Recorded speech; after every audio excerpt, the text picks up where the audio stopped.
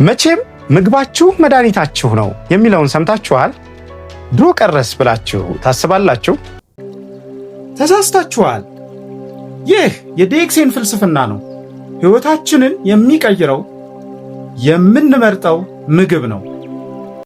ዲኤክስኤን ይህንን ተግባራዊ አድርጓል። ጠዋት የምትጠጡትን ቡና አስቡ።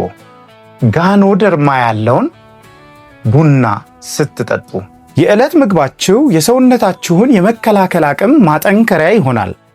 ተራ መጠጥ ሳይሆን በየቀኑ የምትወስዱት የተፈጥሮ መድኃኒት ነው።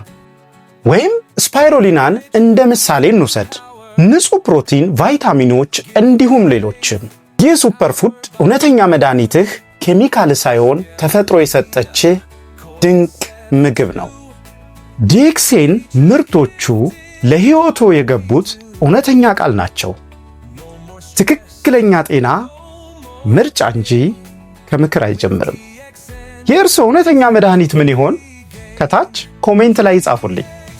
ለተጨማሪ የዲኤክስኤን የጤና መረጃዎች ፎሎ ማድረግ እንዳይረሱ። አመሰግናለን።